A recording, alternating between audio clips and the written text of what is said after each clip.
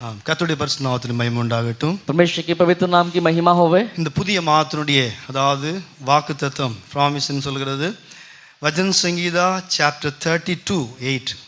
इस नए महीने का हमारा जो वायदे का वचन है वो भजन संहिता 32 उसका 8वां वचन.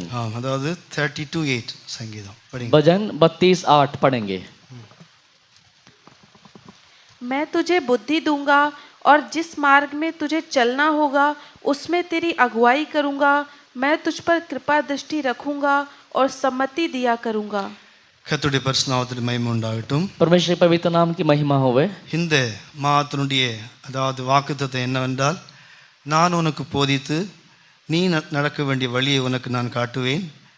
உன்மேல் என் கண்ணை வைத்து நான் உனக்கு ஆலோசனை சொல்லுவேன். इस महीने का वायदे का वचन ये है, मैं तुझे बुद्धि दूंगा और जिस मार्ग में तुझे चलना होगा उसमें तेरी अगुवाई करूंगा. தேவன் முதலாவது நமக்கு போதிக்க வேண்டும் என்று கர்த்தர் விரும்புகிறார். सबसे पहले परमेश्वर ये चाहता है कि वो हमें बुद्धि दे. நமக்கு தேவன் போதிக்க வேண்டும் என்று விரும்புகிறார். போதிக்கிறது சலா. परमेश्वर हमें सलाह देना चाहता है. வசனம் படிங்க ஃபர்ஸ்ட் ஒரு முறை. நான் உனக்கு போதித்து நீ நடக்க வேண்டிய வழியை உனக்கு காட்டுவேன். உன்மேல் என் கண்ணை வைத்து உனக்கு ஆலோசனை சொல்வேன். मैं तुझे बुद्धि दूंगा और जिस मार्ग में तुझे चलना होगा उसमें तेरी अगुवाई करूंगा. புத்தி இல்ல, அது தப்பா இருக்கு. சிச்சா அதாவது இங்கிலீஷ்ல படிங்களேன். अंग्रेजी में पढ़ेंगे. தப்பா இருக்கு. இங்கிலீஷ்ல படிங்க, சீக்கிரம் படிங்க வசனம். I will instruct thee and teach thee in the way which thou shalt go. I will guide thee with mine eye. கர்த்தருடைய பரிசுத்த நாமத்திற்கு மகிமை உண்டாகட்டும். परमेश्वर के पवित्र नाम की महिमा होवे. தேவன் நமக்கு போதிக்கிறார் என்றால் கண்டிப்பாக அதற்கு பிற்பாடு நமக்கு ஆசீர்வாதம் உண்டு. यदि परमेश्वर हमें सलाह देता है तो उसके बाद सचमुच हमारे लिए बहुत बड़ी आशीर्वाद है. தேவனால் நாம் போதிக்கப்படவில்லை என்றால் தேவனுடைய உண்மையான ஆசீர்வாதத்தை நம்முடைய ஜீவிதத்தில் அனுபவிக்க முடியாது. यदि परमेश्वर हमें सही सलाह ना दे तो सचमुच जो आशीष है वो हमें नहीं मिलेगा.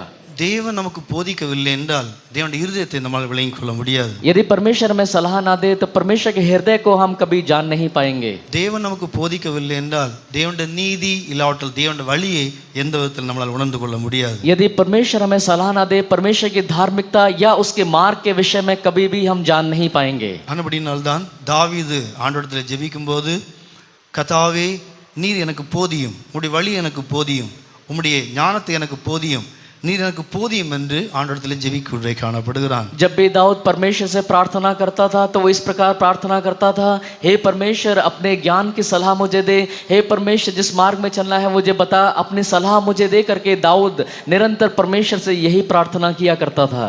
தேவன் போதிக்கிறார் என்றால் ஒன்று நம்மை அவரை போல மாற்றும்படியாக தேவன் நம்மளை போதிக்கிறதை காணப்படுகிறார். एक परमेश्वर यदि हमें सलाह देता है तो उसका एक मतलब यह है कि परमेश्वर अपनी तरह हमें बदलना चाहता है. தேவன் நம்மளை போதிக்கிறார் என்றால் அவரை போலுள்ள தெய்வீக சுபாவங்கள் நமக்குள்ளே உண்டாகும்படியான போதனை நமக்கு தரக்கூடிய காணப்படுகிறார். परमेश्वर के अंदर जिस प्रकार सारे ईश्वरीय स्वभाव मौजूद हैं वो सारे ईश्वरीय स्वभाव हमारे अंदर आने के लिए परमेश्वर अपनी सलाह हमें देता है. வெறும் சபையோடு மாத்திரமல்ல முழு உலகத்தோடும் கூட ஆண்டவர் போதிக்க வேண்டும் என்று அவருடைய இருதயம் விருப்பம் கொள்ளக்கூடிய காணப்படுகிறது. केवल कलीसिया से ही नहीं लेकिन पूरे संसार से परमेश्वर अपनी सलाह को प्रकट करना चाहता है करके परमेश्वर का हृदय है. எல்லாம் ஆதாமுடைய சந்ததி தான், ஆனால் எல்லா ஜனங்களுக்கும் தேவன் போதிக்க வேண்டும் என்று கர்த்தர் விரும்புகிறார். सभी लोग आदम के संतान हैं और परमेश्वर की ख्वाहिश यही है कि सारे संसार के लोगों को अपनी सलाह प्रकट करे. ஆனால் சபையானது கிறிஸ்துவுடைய சந்ததி, அதாவது ஆதாமினால் எல்லா முழு உலகமும் அதாவது சந்ததியாக இருந்தாலும் நாம் இப்போது கிறிஸ்துவுடைய சந்ததியாய் காணப்படுகிறோம். आदम के द्वारा सारी संतान उत्पन्न हुई लेकिन हम जो कलीसिया हैं हम मसीह के संतान हैं. ரட்சிக்கப்பட்ட எல்லா ஜனங்களும் தேவனுடைய சந்ததி, இயேசுவுடைய சந்ததியாய் காணப்படுகிறது. जिन सभी लोगों ने उद्धार पाया है वो सभी लोग यीशु की संतान हैं. அப்படி என்றால் காலவேளை தேவன் போதித்தாலும் கூட நாம் நமக்கு சில தகுதிகள் இல்லாவிட்டால் நம்மால் விளங்கிக் கொள்ள முடிகிறது இல்லை. चाहे परमेश्वर अपनी सलाह हमारे ऊपर प्रकट करे लेकिन यदि हमारे अंदर वो योग्यता नहीं है तो वो सलाह हमारे लिए बेकार है. தேவன் போதித்து கொண்டே தான் இருக்கிறார், ஆனாலும் விளங்கிக் கொள்ள முடியாத சில இடங்களிலே நாம் காணப்படுகிறோம். लगातार परमेश्वर अपनी सलाह हमें देता है लेकिन उसको समझने के लिए वो जगह में हम नहीं हैं. அப்ப தேவனால் போதிக்கப்பட வேண்டுமானால் நமக்கு என்ன தகுதி வேண்டும் என்பதை ஆண்டவருடைய வசனத்தின் மூலமாய் நாம் படிக்க வேண்டும். परमेश्वर की सलाह यदि हमारे ऊपर आना है, प्रकट होना है, तो उसके लिए हमारे जीवन में कौन कौन सी योग्यताएं होनी चाहिए, उसको हम बाइबल में से पढ़ लेंगे. நாம் உலக ஜனங்களைப் போல எந்த விதமான ரட்சிப்பின் அனுபவமோ இல்லாவிட்டால் எந்த விதமான மாற்றங்களோ ஒன்றும் இல்லாமல் இருப்போம் என்றால் தேவன் போதித்தால் கூட நம்மளால் விளங்கிக் கொள்ள முடியாது. यदि हम संसार में जिस प्रकार लोग जीवन व्यतीत करते हैं, बिना किसी बदलाव के, कोई भी बदलाव के बिना यदि हम जीवन बिताएंगे, तो यदि परमेश्वर अपनी सलाह हमारे ऊपर प्रकट करेगा तो उसको हम समझ नहीं पाएंगे. அப்படினால் இந்த காலவெளியிலே தேவன் நமக்கு எல்லாருக்கும் போதிக்க விரும்புகிறார். அதற்கு ஒரு ஸ்தானம் இருக்கிறது, அதற்கு நாம் கடந்து வர வேண்டும். परमेश्वर अपनी सलाह हम सभी को देना चाहता है, लेकिन उस सलाह को प्राप्त करने के लिए एक जगह है, उस जगह पे हम सभी को आना अनिवार्य है. உதாரணம் சொல்லுகிறேன். நீங்கள் கிங் நேபுகாத் நேச்சாருக்கு ஆண்டவர் போதிக்க வேண்டும் என்று கர்த்தர் விருப்பம் கொள்ளக்கூட காணப்பட்டார். राजा नबूकदनेस्सर को परमेश्वर अपनी सलाह देना चाहता था. ஆனால் தேவன் சொப்பனம் மூலமாக அவனுக்கு தேவன் போதிக்கிறார். ஆனால் அவனுக்கு விளங்கிக் கொள்ள முடியவில்லை. सपने के द्वारा परमेश्वर उसको अपने सलाह प्रकट करता है, लेकिन वो समझ नहीं पाता. பெரிய ரகசியத்தை தேவன் வெளிப்படுத்தினாலும் அவனால் அது என்ன ரகசியம் என்று அவனால் அறிந்து கொள்ள முடியவில்லை. बहुत बड़ी सलाह परमेश्वर उसके ऊपर प्रकट करता है, लेकिन वो सलाह को समझ ही नहीं पाता. முதலாவது தானியேலுக்கு ஆண்டவர் அந்த சொப்பனம் கொடுக்கவில்லை. அதாவது நேபுகாத் நேச்சார், பாபிலோனுடைய ராஜாவாகிய கிங் நேபுகாத் நேச்சாருக்கு தான், அந்த அந்நிய மனுஷனுக்கு தான் தேவன் போதிக்கும்படியாக அங்கே பிரயாசப்படுகிறார். परमेश्वर ने दानियल को स्वप्न नहीं दिया, लेकिन अन्य जो राजा है, राजा नबूकदनेस्सर, उस राजा नबूकदनेस्सर को परमेश्वर ने वो सलाह दिया. ஆனால் தேவன் அவனோடு கூட இடைப்பட்டதை அவன் பார்த்தபோது அவனுடைய இருதயம் மிகவும் குழப்பமடையக்கூடிய காணப்பட்டது. परमेश्वर जब उसको बात करने गया तो उसका बात करने से पहले परमेश्वर ने देखा कि उसका हृदय बिल्कुल बेकार है. அப்படி என்றால் बेकार இல்ல, கன்ஃபியூஸ்ட், அதாவது அவனுக்கு விளங்கிக் கொள்ள முடியவில்லை. उसके हृदय में बिल्कुल वो समझ नहीं पाया. ஏனென்றால் அந்த தேவனால் போதித்து விளங்கிக் கொள்ளக்கூடிய தக்க விதத்திலே அவனுடைய இருதயமோ அவனுடைய மனதோ அவனுடைய ஜீவியமோ அதுக்கேற்ற தகுதி இல்லாமல் காணப்பட்டிருந்தது. परमेश्वर की सलाह को समझने के लिए उसका जीवन, उसका मन या उसका हृदय तैयार नहीं था. நீங்கள் தானியேல் சாப்டர் 2 இந்த உதாரணத்திற்காக நீங்கள் தானியேல் சாப்டர் 2 வாசிக்கும்போது தேவன் அங்கே தானியேலுக்கு சொப்பனத்தின் மூலமாக, அதாவது உலக ராஜ்யத்தினுடைய ரகசியத்தை அங்கே வெளிப்படுத்தும்படியாக பிரயாசப்படுகிறார்.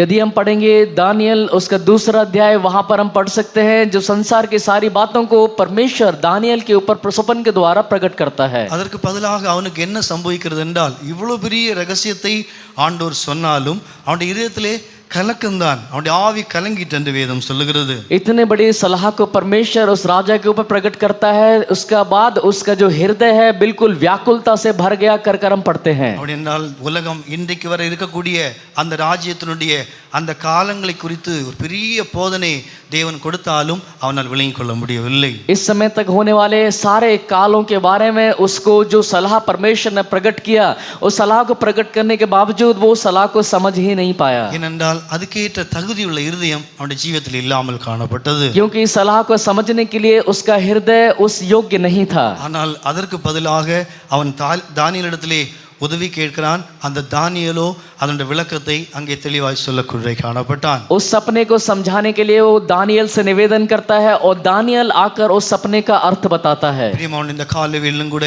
நாமும் கூட தேவனால் நாம் போதிக்கப்பட வேண்டுமானால் நேபுகாத் நேச்சராக நம்ம இருப்போம் என்றால் தேவனால் நமக்கு எந்த விதத்திலும் போதிக்கப்பட முடியாது. यदि परमेश्वर हमें सलाह देता है और यदि हम नबूकदनेस्सर राजा के समान हैं, तो हम कोई भी सलाह यदि परमेश्वर हमें देगा तो हम समझ ही नहीं पाएंगे. அதான் நீங்கள் ஜெரேமியா சாப்டர் 6:10 வாசிக்கும்போது நம்முடைய அவயங்கள் தேவனால் போதிக்க வேண்டுமானால் முதல் தகுதி நம்முடைய அவயங்கள் சரிப்படுத்தப்பட்டதாக, விருத்தசேன உள்ளதாக, சுத்திகரிக்கப்பட்ட அவயங்களாக நம்முடைய அவயங்கள் காணப்பட வேண்டும். यदि परमेश्वर हमें अपनी सलाह देना चाहता है तो हमारा जो हृदय है वो खतना किया हुआ होना चाहिए, सही होना चाहिए. நம்முடைய இருதயங்கள், நம்முடைய சிந்தை, நம்முடைய எண்ணங்கள் இதெல்லாம் சரியாக்கப்பட்ட ஒரு இருதயமாய் காணப்பட வேண்டும். हमारा हृदय, हमारे सोच विचार सब कुछ एक सही तरीके से सही रीति में होना जरूरी है. அதான் அங்கே சொல்லப்பட்டிருக்கிறது, நான் என்னுடைய வார்த்தையோ அவர்களுக்கு நான் சொல்லுகிறேன், ஆனால் என்னுடைய வார்த்தையோ அவர்களுக்கு நிந்தையாக, அதாவது நிந்தையாக அவர்களுக்கு துணிக்குள்ளே காணப்படுகிறது. परमेश्वर वहां कहता है यहोवा के वचन की वे निंदा करते हैं और उसे वो नहीं चाहते. பாருங்க, தேவன் ஜனங்களோடு பேசினாலும் அந்த வார்த்தை அவங்களால் நிந்தையை போல அவள் விசுவாசிக்க முடியவில்லை, அவருடைய அர்த்தத்தை விளங்கிக் கொள்ள முடியவில்லை, இது உண்மையா பொய்யா என்று சரியான விதத்திலே அவளால் விசுவாசிக்க முடியவில்லை. यदि परमेश्वर उनसे बात करने के बावजूद वो लोग उस बात को एक निंदा के समान लेते हैं, क्योंकि उस बात में परमेश्वर उनसे क्या बोलना चाहता है उसको वो समझे बिना उसको एक निंदा करके लेते हैं. தேவனுடைய வசனம் நாம் விளங்கிக் கொள்ள வேண்டுமானால் முதலாவது நாம் சரியாக்க வேண்டியது நம்முடைய இருதயத்தை நாம் சரியாக்கிக் கொள்ள வேண்டும். यदि हमें परमेश्वर के वचन को समझना है तो सबसे पहले अपने हृदय को सही करना होगा. இல்லாவிட்டால் என்ன சம்பவிக்கும் என்றால் தேவனுடைய வசனத்தை தேவ வசனமா இல்லாவிட்டால் நானே நினைத்தேனா இல்லாவிட்டால் தன்னாகவே வந்தது என்று நமக்குள்ளே குழப்பங்கள் உண்டாக்குவதை காணப்படும். नहीं तो हमारे अंदर व्याकुलता असमंजस आ जाएगा कि क्या ये परमेश्वर की ओर से वचन है या केवल मनुष्य की ओर से है. इस प्रकार से असमंजस और व्याकुलता के विषय में हम फंस जाएंगे. தேவனுடைய வார்த்தைக்கு அதுக்கு ஒரு தகுதி இருக்கிறது. அந்த தகுதி நம்முடைய ஜீவியத்தில் உண்டாக்கும் போது அந்த வார்த்தையை நாம் தைரியமாக விசுவாசிக்க முடியும். நம்முடைய ஜீவியத்திலே அது கிரியை செய்யக்கூடியதை காணப்படும். परमेश्वर के वचन को ग्रहण करने के लिए हमारे हृदय में एक योग्यता का होना अनिवार्य है. यदि वो योग्यता नहीं है तो हम उस वचन को अपने अंदर ग्रहण नहीं कर पाएंगे. यदि अगर हमारे अंदर योग्यता है, सही योग्यता है, तो सचमुच उस वचन को जैसा वो वचन है वैसे ही हम उसको ग्रहण कर पाएंगे. மோசே கூட ஆரம்பத்திலே இந்த வார்த்தையை கண்டு பயப்படக்கூடியதை காணப்பட்டான். आरंभ में मूसा भी इस वचन को देखकर वो घबरा गया. ஆண்டவரிடத்தில் சொல்லுகிறான், நான் விருத்த சேனம் இல்லாத அதாவது வாயுடையவன் ஆனபடியினால் நான் பேச முடியாது என்று சொல்லக்கூடியதை காணப்பட்டான். मैं तो हकलाने वाला और खतना रहित मुंह का हूं करके परमेश्वर से वो मूसा कहता है. தேவன் சொன்ன வார்த்தையை அவனால் கொண்டு போய் சேர்க்க முடியவில்லை. परमेश्वर से बोले जाने वाले उस वचन को वो आगे की ओर जाके पहुंचा नहीं पाया. பாருங்க, ஆண்டவர் அவனோடு பேசுகிறார். தேவன் தான் சொல்லுகிறார், நான் தான் உன்னை அனுப்புகிறேன் என்று நீ பார்வோனிடத்திலே சொல் என்று ஆண்டவர் சொன்னாலும் நான் எப்படி சொல்லுவேன், நான் விருத்த சேனம் இல்லாத வாயுடையவன் என்று சொல்லுகிறான். परमेश्वर उससे कहता है कि परमेश्वर स्वयं उसको बोलता है कि तू जाके फिरौन राजा से बोल कि मैं ही तुझे भेज रहा हूं करके वो बोलता है. लेकिन वो खुद से जाकर परमेश्वर से बोलता है कि परमेश्वर मैं तो हकनाने वाला हूं और मैं खतना रहित हूं करके इस मुंह से मैं उस राजा को कैसे बोलूं करके मूसा अविश्वास करता है. அப்படி என்றால் நம்முடைய அவயங்களிலே இப்படிப்பட்ட அனுபவங்கள் இருக்கும்போது தேவன் போதித்தாலும் நமக்குள்ளே பிரயோஜனம் இல்லாமல் போக்குவதை காணப்படுகிறது. यदि हमारे अंगों में इस तरीके की कमी होगी तो परमेश्वर यदि अपनी सलाह हमारे ऊपर प्रकट करेगा तब भी हम उसको समझ नहीं पाएंगे. இது மோசேனுடைய முதல் அனுபவம். அதற்கு பிற்பாடு மோசே ஆண்டோடைய வெளியேறப்பட்ட ஆலோசனை அநேக போதனைகளை கேட்டிருந்தாலும் மோசேனுடைய ஜீவியத்திலே இந்த முதல் அனுபவம் காணப்பட்டிருந்தது. ये पहला मूसा का अनुभव है. उसके बाद परमेश्वर की ओर से कई सारी सलाह उसको मिली, लेकिन उन सब में सबसे पहला सलाह यही है. கர்த்தருடைய பரிசுத்த நாமத்திற்கு மகிமை உண்டாகட்டும். परमेश्वर के पवित्र नाम की महिमा होवे. தேவன் போதிக்க வேண்டுமானால் நம்ம இந்த அனுபவம் முதலாவது அவசியமாய் காணப்படுகிறது. यदि परमेश्वर अपनी सलाह हमको देना है तो सबसे पहला अनुभव यही है. இரண்டாவது, நீங்கள் அதாவது Deuteronomy chapter 33:3 வாசிக்கும் போது உண்மையாகவே கர்த்தர் நம்மோடு பேச வேண்டும், நம்மோடு இடைவிட வேண்டும், நம்முடைய குடும்பங்களுக்கு ஆலோசனை தர வேண்டும் என்று மிகவும் விருப்பம் கொள்ளக்கூடியதை காணப்படுகிறார். परमेश्वर बहुत ही ज्यादा ख्वाहिश और इच्छा रखता है कि परमेश्वर हमसे हमारे परिवारों से बात करे. उसके विषय में व्यवस्था विवरण 33वां अध्याय उसके 3 वचन में हम पढ़ सकते हैं. அதாவது தேவன் விரும்புகிறார் நமக்கு போதிக்க வேண்டும், நமக்கு ஆலோசனை தர வேண்டும், நமக்கு பல ரகசியங்களை வெளிப்படுத்த வேண்டும் என்று ஆண்டவர் இருதயத்திலே விருப்பம் கொள்ளக்கூடியதை காணப்படுகிறார். परमेश्वर चाहता है कि वो अपने रहस्य को हमारे ऊपर प्रकट करे, कई सारी सच्चाइयों को सलाहों को हमारे ऊपर प्रकट करे करके परमेश्वर बहुत बड़ी ख्वाहिश के साथ अपने हृदय में रहता है. இங்கே Deuteronomy chapter 33 வாசிக்கும் போது மோசே சொல்லுகிறான், நான் உமது பாதத்திலே அதாவது உம்முடைய பரிசுத்தவான்களோ உம்முடைய பாதத்திலே விழுந்து அங்கே போதனை அடைகிறார்கள், அங்கே அவரால் போதிக்கப்படக்கூடியதை காணப்படுகிறார்கள். जिस प्रकार हम 33 व्यवस्था वर्णन उसके 3 वचन में देखते हैं, उसके सब पवित्र लोग तेरे हाथ में हैं, वे तेरे पांवों के पास बैठे रहते हैं, एक एक तेरे वचनों से लाभ उठाता है. அப்படி என்றால் எங்கே தேவன் மனுஷனுக்கு போதிக்கிறார் என்றால் அவருடைய பாதம், அவருடைய சமூகம், அப்படி ஒரு தாழ்மையான அனுபவத்திலே நாம் வரும்போது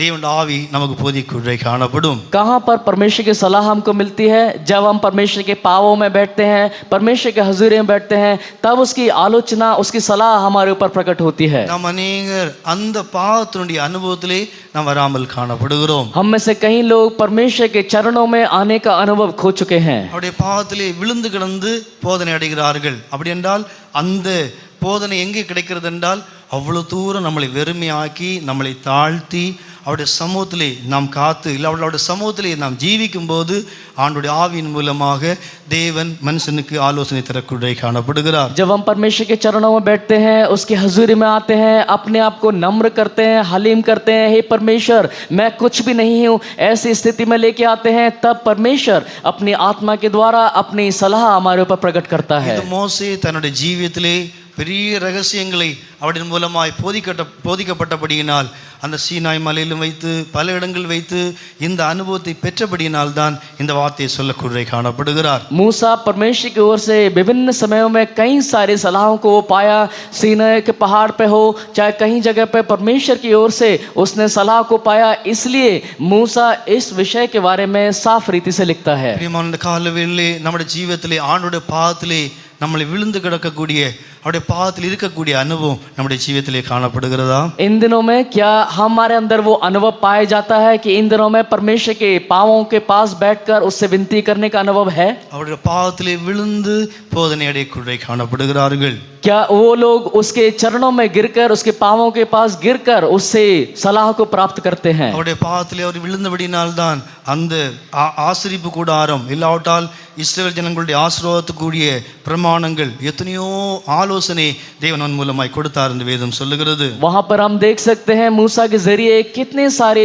इस्राएल लोगों के लिए सलाह और आलोचनाओं को परमेश्वर ने उसके ऊपर प्रकट किया. அவருடைய பாதத்தில் இருந்தபடியினால்தான் ஆசீர்வாதத்தினுடைய अनेक वाग्दत्तங்கள் தேவன் கொடுக்கக்கூடிய காணப்பட்டிருந்தார். क्योंकि मूसा परमेश्वर के पांवों के पास बैठा रहा, उसके पांवों पर गिर के प्रार्थना किया, इसलिए परमेश्वर ने अपनी सलाह को उसके ऊपर प्रकट किया. எங்கே கிடைக்கிறது என்றால் அவருடைய பாதத்தில் தான் அவருடைய போதனை நமக்கு கிடைக்கக்கூடிய காணப்படும். कहाँ पर परमेश्वर से हमें सलाह मिलती है? उसके पांवों में बैठते हैं, तब उसके पास से हमें सलाह मिलती है. அதுக்கு நமக்கு தேவை தாழ்மை, சாந்த குணத்தோடு கூட அவருடைய பாதத்திலே காணப்பட வேண்டும். हमारे अंदर एक होना चाहिए नम्रता और हलीमी का स्वभाव होने के बाद ही हमें परमेश्वर की ओर से सलाह मिलता है. ஏனென்றால் இதே தாவீது தேவனால் போதிக்கப்பட்டவன் ஆண்டவரிடத்தில் கேட்கிறான், ஆண்டவரே நீர் எனக்கு போதியும் என்று சொன்னபோது அதுக்கு பிற்பாடு அதே சாப்டர்லே அவன் சொல்லுகிறான், இன்ன அனுபவங்கள் இருந்தால் தேவன் அவர்களுக்கு போதிக்கிறார் என்று நீங்கள் வஜன் संहिता चैप्टर 25:9 சொல்லப்பட்டிருக்கிறது. यदि हम भजन संहिता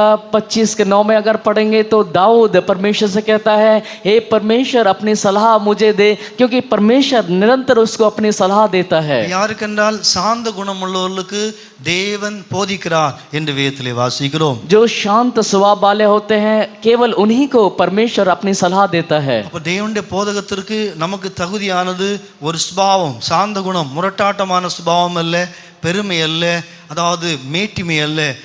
நாம் ஆண்டவருடைய சமூகத்திலே சாந்த உள்ளவர்களாய் காணப்பட வேண்டும். जो नम्र और शांत लोग होते हैं केवल उन्हीं को परमेश्वर अपनी सलाह प्रकट करके देता है.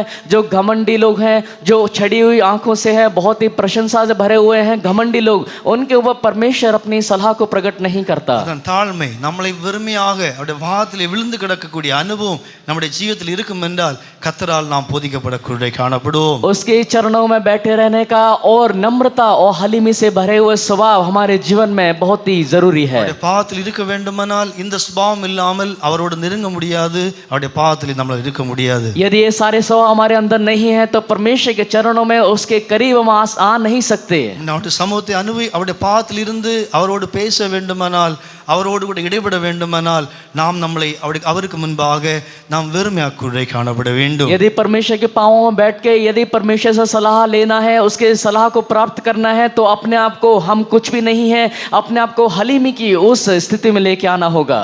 பூமியிலே அதாவது எல்லாரும் அந்த நாட்களில் ஜீவித்த எல்லாரை விடவும் அதாவது மோசே சாந்த குணமுள்ளவனாய் காணப்பட்டிருந்தான். उन दिनों में संसार में जो जीवन व्यतीत करते थे उन सभी लोगों में सबसे ज्यादा अधिक नम्र मनुष्य மூசா था. அவனுக்கு தேவன் போதித்த போதனை எல்லாம் நாம் பார்க்கும்போது அவ்வளவு விலையேறப்பட்ட தேவனுடைய ரகசியங்களை தேவன் அவனுக்கு சொல்லிக் கொடுக்க காணப்பட்டிருக்கிறார். मूसा के द्वारा प्राप्त किए जाने वाली हर एक सलाह को यदि हम देखेंगे तो गौर करेंगे कि परमेश्वर ने बहुत ही महत्वपूर्ण और रहस्यमय जो चीजें हैं उसके ऊपर प्रकट की. பாருங்க, அவருடைய தேவனுடைய திருத்துவத்தையும் கூட திருத்துவத்திலிருந்து ஆரம்பித்து தேவனுடைய ராஜ்யம் நித்தியம் ஒவ்வொரு காரியங்களையும் தேவன் படிப்படியாக போதித்தார் என்று எக்ஸோடஸ்ல சொல்லப்பட்டிருக்கிறது. जिस प्रकार निर्गम में पढ़ते हैं मूसा के ऊपर परमेश्वर ने त्रित्व परमेश्वर और युगानुयुग उसके राज्य, उस हर एक विषय के बारे में इन मूसा को परमेश्वर ने प्रकट करके दिया। திருத்துவ தேவன் என்கிற அந்த அறிவு, அந்த வெளிப்படுத்தல் ஒரு பக்கத்திலே மோசையின் மூலமாக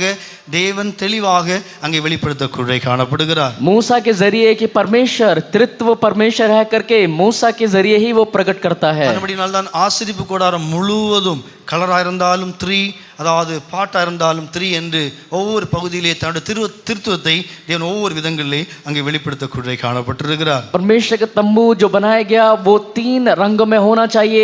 हर एक भाग में त्रित्व परमेश्वर को प्रकट करने का जो बात है, सलाह है, परमेश्वर ने मूसा के ऊपर प्रकट किया। பாருங்க, அப்படி என்றால் தேவன் திருத்துவர் என்று அவனுக்கு ஒரு பொருட்கள் மூலமாக தேவன் வெளிப்படுத்துவார் என்றால், 3 தூவமுள்ள தேவன் என்று அவன் அறிந்தான் என்றால், இதன் மூலம்தான் தேவனுடைய பாதத்தில் இருந்தபடினால் தான் அறியக்கூடிய காணப்பட்டிருக்கிறான். इन सारी बातों के जरिए कि परमेश्वर त्रित्व परमेश्वर है करके वो जान पाया, क्योंकि वो परमेश्वर के पांवों के पास निरंतर बैठा रहता था। ஏனென்றால் அங்கே ஆசீர்வாத கூடாரத்தினுடைய 3 பகுதிகள் எல்லாத்திலும் 3 எதுவா இருந்தாலும் எல்லாத்திலும் தேவன் 3 என்று தான் வெளிப்படுத்தக்கூடிய காணப்பட்டிருக்கிறார். परमेश्वर के जो तंबू में हर एक जगह 3 करके, हर एक चीजों में 3 करके मूसा के द्वारा बताया गया। அப்படியே பிரியமானவர்களே, ஆண்டவருடைய சமூகத்தில் இருக்கும்போது தேவன் நமக்காய் கூட தேவன் விசேஷமான காரியங்களை சொல்லி தர முடியும். அதற்கு அவருடைய பாதத்திலே நாம் தாழ்மையுள்ளவர்களாய் காணப்பட வேண்டும். जब हम परमेश्वर के हजूर में बैठते हैं तो परमेश्वर के जरिए कई सारी बातों को, रहस्यों को परमेश्वर हमारे ऊपर प्रकट करता है। उसके लिए सबसे जरूरी है कि हमें परमेश्वर के पांवों के पास निरंतर बैठे रहना है। மாத்தாள் தேவனுடைய பாதத்திலிருந்து கற்றுக்கொள்ள முடியவில்லை. और मार्था परमेश्वर के चरणों से कुछ भी नहीं पा पाई। மாத்தாள் என்றால் அந்த அர்த்தம் என்னவென்றால் தலைவி என்று அர்த்தமாய் காணப்படுகிறது. मार्था का अर्थ है தலைவி, ஹெட். इसका अर्थ है उसका सिर। பாருங்க, மாத்தாள் என்றால் தலைவி என்று அதுக்கு அர்த்தம். मार्था का अर्थ है उसका सिर। அவளுக்கு இருந்த, அதாவது ஆனால் மரியாள் என்றால் கண்ணீர் என்று அர்த்தம். और मरियम का मतलब है उसके आंसू। ஆனால் இந்த மரியாளோ இயேசுவின் பாதத்திலிருந்து अनेक காரியங்களை அவர் கற்றுக்கொள்ளக்கூடிய காணப்படுகிறாள். जो मरियम है प्रभु यीशु मसीह के चरणों में बैठ के कई सारी बातों को उसने पा लिया। ஆனால் இந்த மாத்தாளுக்கு அப்படி இல்லை. தலைவியாய் மாத்திரமல்ல, अनेक காரியங்களை குறித்துள்ள கவலை, உலக பிரகாரமான கவலை இதெல்லாம் நிரம்பி இருந்தபடினால் இயேசுவின் போதகத்தை அவளால் கேட்டுக்கொள்ள முடியவில்லை. क्योंकि मार्था कहने का अर्थ सिर, उसके सिर में कई सारी बातें, कई सारी चिंताएं होने के कारण वो प्रभु यीशु मसीह से वो सारी सलाह को वो नहीं ले पाई। நம்ம உலக கவலைகளினாலும் பலவிதமான பாரங்களினாலும் நம்முடைய இருதயம் நிரம்பி இருக்கும் என்றால் ஆண்டவருடைய பாதத்திலிருந்து நம்மளால் போதனையை பெற்றுக்கொள்ள முடியாது. यदि हम संसार और संसार की सारी चिंताओं से अगर हम भरे होंगे, बोझों से भरे होंगे, तो परमेश्वर की ओर से मिलने वाले उस सलाह को हम नहीं पा पाएंगे। ரெண்டு பேரும் ஒரே குடும்பத்தில் உள்ளவர்கள் தான். இந்த மாத்தாள் மூத்தவள் தான். ஆனாலும் இயேசுவின் போதனை அவளால் பெற்றுக்கொள்ள முடியவில்லை. दोनों एक ही परिवार से हैं, मार्था बड़ी है, लेकिन उसके बावजूद प्रभु यीशु मसीह से जो मिलने वाला सलाह को वो नहीं पा पाई। நீங்கள் லூக் சாப்டர் 10 40 41 42 வாசிக்கும்போது கர்த்தராகிய இயேசு கிறிஸ்துவை மிகவும் தெளிவாய் சொல்லுகிறாள். அங்கே சொல்கிறார், பல வேலையை குறித்து மிகவும் வருத்தம் அவருடைய இதயத்திலே காணப்படுகிறது. यहाँ पर हम पढ़ सकते हैं लूका उसके लूका रचित समाचार 10वां अध्याय 40 41 42 वचन में, वहां पर प्रभु यीशु मसीह ने उससे स्वयं कहा, प्रभु ने उसे उत्तर दिया, मार्था हे मार्था तू बहुत बातों के लिए चिंता करती है। பல காரியங்களை குறித்துள்ள பாரம், பல வேலை செய்யக்கூடிய அந்த பாரம் தான் அவருடைய இதயத்திலே காணப்படுகிறது. संसार और बहुत सारा काम करने का घबराहट और चिंता उसके अंदर था। இரண்டாவது, நான் தனியாக தான் வேலை செய்கிறேன், மற்றவர்கள் யாரும் வேலை செய்யவில்லை, நான் தனியாக தான் வேலை செய்கிறேன் என்கிற அந்த ஒரு எண்ணம் காணப்பட்டிருந்தது. वहां पर वो प्रभु यीशु से कहती है, क्या तुझे कुछ भी चिंता नहीं कि मैं स्वयं अकेली ही काम कर रही हूँ। மூன்றாவது, அங்கே சொல்லப்பட்டிருக்கிறது अनेक காரியத்தை குறித்துள்ள கவலை அவர்களுக்குள்ளே காணப்படுகிறது. उसके अंदर तीसरी बात बताई गई है, तू बहुत बातों के लिए चिंता करती है। நான்காவது, அந்த பாதத்தை, அந்த போதிக்கக்கூடிய அந்த பாதத்தை அவள் தெரிந்து கொள்ளவில்லை. और उस उत्तम भाग को परमेश्वर ने कहा, प्रभु यीशु मसीह ने, कि मार्था ने उसको नहीं चुना। இயேசுவின் பாதத்தில் இருந்து இருக்கக்கூடிய அந்த அனுபவம் மாத்தாளுடைய ஜீவிதத்தில் இல்லாமல் இருக்கிறது. प्रभु यीशु मसीह के बैठने के चरणों में बैठने वाला अनुभव मार्था के अंदर नहीं था। எத்தனை பேர் ஆண்டவருடைய சமூகத்திலே தேவனோடு தேவனுடைய பாதத்தில் இருக்கக்கூடிய அனுபவம் இல்லாமல் இருக்கிறோமோ, இதே மாத்தாளை போல்தான் தேவனுடைய போதனை என்ன என்று அறியாதபடி நாம் ஜீவிக்குள்ளே காணப்படுவோம். ऐसे ही देखिए कई सारे लोग हमारे मध्य में जो प्रभु यीशु मसीह के चरणों में बैठने के अनुभव को खो चुके हैं, वो इसी प्रकार है जिस प्रकार मार्था ने प्रभु यीशु से मिलने वाला अच्छी सलाह को खो दिया। ஆனால் மரியாள் அப்படி அல்ல. இயேசுண்ட பாதத்திலிருந்து அங்கே பாதத்தில் இருந்தபடியினால் அங்கே மிகவும் தாழ்மையோடு கூட அவருடைய வசனத்தை கேட்டு அவர்னாலே போதிக்கப்படக்கூடிய காணப்படுகிறாள். लेकिन मरियम उसके बिल्कुल विपरीत प्रभु यीशु मसीह के चरणों में बैठ के प्रभु यीशु के द्वारा मिलने वाली सारी सलाह को बड़ी नम्रता और हलीमता से उसने सारी सलाह को ग्रहण किया। ஏனென்றால் சரியான பங்கை அவள் தெரிந்து கொண்டாள். அப்படி என்றால் நாம் தேவனால் போதிக்கப்படும்படியாக ஒரு சரியான பங்கு தேவ சமூகம் நம்முடைய ஜீவியத்திலே தெரிந்து கொள்ள வேண்டும். परमेश्वर की ओर से उत्तम भाग उसने पा लिया। सही और उत्तम भाग उत्तम सलाह को पाने के लिए परमेश्वर के चरणों में बैठना आवश्यक है। நான் யோசித்தேன், ஒருவேளை என்ன ஆண்டவர் பேசி இருப்பாரு, அப்படி எல்லாம் யோசிச்சு பார்த்தேன். कई बार मैंने सोचा कि प्रभु यीशु मसीह ने कई बार नहीं, क्या मैंने सोच कर देखा कि प्रभु ने उसको क्या बोला होगा, என்ன ஆண்டவர் போதிச்சிருப்பாரு, क्या सलाह उसको दिया होगा। ஆண்டவர் அப்படி என்ன அவள்கிட்ட சத்தியம் என்ன காரியங்கள் பேசி இருப்பார்। क्या मरियम से प्रभु यीशु मसीह ने कौन सी सच्चाई के विषय में बात किया होगा। நான் நினைத்தேன் முந்தின நித்தியத்திலிருந்து அதாவது பிந்தின நித்தியம் வரை உள்ள காரியங்கள் எல்லாம் கொஞ்சம் கொஞ்சமா சொல்லி இருப்பார்। सबसे पहले नित्यता से लेके आखिरी नित्यता के विषय में थोड़ी थोड़ी करके सभी बातों को उसने बताया होगा। பிந்தின அதாவது முந்தின நித்தியம் அப்படி என்றால் வெறும் தேவன் மாத்திரம் தான் காணப்பட்டிருக்கிறார்। सबसे पहली नित्यता जहां पर केवल परमेश्वर अकेला ही था।